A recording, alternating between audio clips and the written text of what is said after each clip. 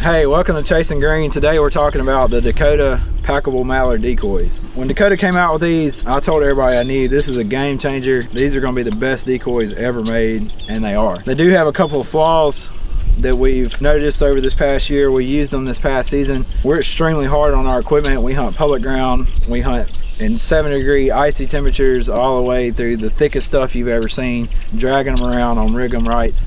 So we're pretty tough on them, and these held up. They're blow-up decoys. They're kind of made out of what some turkey decoys are made out of. It's a hard, rubbery type plastic. They can deflate all the way down. But the great thing is once you compress it, they pretty much blow back up themselves. You might have to give it a little air or pop it around a little bit. But it takes one short breath and they're right back to normal.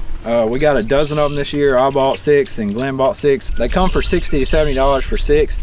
Altogether about $120, $130. Depends on if you get them on the internet and you want shipping and all that good stuff. But they're about the same price as regular Dakotas, a little bit cheaper. They hold up just as well. Like all Dakota decoys, the drakes of the Packable Mallards do have felt heads. They look great. We just wish that they were replaceable because it does start to fade and will peel off just like the Dakotas do. I will say that they might not look quite as good as normal Dakotas. I'm not really sure why that is, but their other values make them better to me. They're lighter, they move better, and they look almost just as good. They're really hard to tell apart, but some brand new real Dakotas do look a touch better. All right, as Brother Jake said, we've got the Dakota Packable Mallards here. Like I said, they're overall great decoys. We drug them through some tough stuff this year. They held up great. The heads faded a little bit. If we could, we'd have liked to have gotten new heads to put on them, but with the Packable Mallards, you're kind of stuck with the head on it. I don't think they have any type of replacement for it, and that I can see that being a problem, but overall they still look pretty good. I think they'll go another season. Probably get a few more to add to them. They move really good on the water. Any light breeze, you'll have decoys moving, unlike any hard plastic decoys. We've had G&H's, regular Dakotas, Avian X's. None of them move near as good as the Packable Mallard does. You get true to life like motion with very, very little wind. Also, hunting public ground, places that are strictly walk-in or where you have to walk a long ways, great decoys. They condense down to basically nothing, and they weigh absolutely nothing. We carried them one morning. I know it was over a mile. Like I said, you couldn't tell we had any decoys. We had a dozen of them with us. At first, in the first part of the season, I was compressing them down, putting them in a Drake walk-in pack. You could fit 6 to 8 in there really easily.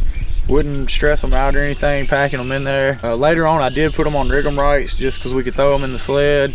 Like I said, we're not the greatest on our equipment. We are pretty tough on it. So they had a pretty tough life this year, and overall I'd say they held up pretty good. Another great thing about these decoys is that they sit. About these decoys is that they sit. That's kind of a tongue twister. Another great thing about these decoys is that they sit really high on the water. We've had them compared, as Glenn said, to Avian X's, G&H's, regular Dakotas, and these sit so much higher. They look a lot bigger, even though when you compare them body to body, they're not bigger, but when they're on the water, they look like live ducks. Dakota makes the best duck decoy on the market, in my opinion. It was just that they were too heavy for us. The regular Dakotas, they feel like you're carrying a bag of bricks when you're trying to carry them in on public ground. But these, they're a game changer. We love them. We hope to buy more of them. I think 2 to 3 dozen of these and you couldn't go wrong. These work well on a jerk string. Here in Arkansas on public ground, you can't use electronic decoys. We had to put our decoys on jerk strings. They have 2 or 3 different holes on it so that you can use a rig 'em right as well as attach a jerk string to it, even though we normally, like these, take the rig 'em rights off just so it don't get tangled. One of the complaints we do have is there's a hole right here to blow air into. It's supposed to have this stopper on it. That's one of the problems we have with it. See, the stopper on this one's still good. This one broke off. We had, I don't know, 4 or 5 break off probably, or 2 or 3, which is easy to patch this up. If you could patch it up with any kind of, waiter patch or something of that nature, Flex Seal, and it would probably hold at least for a while.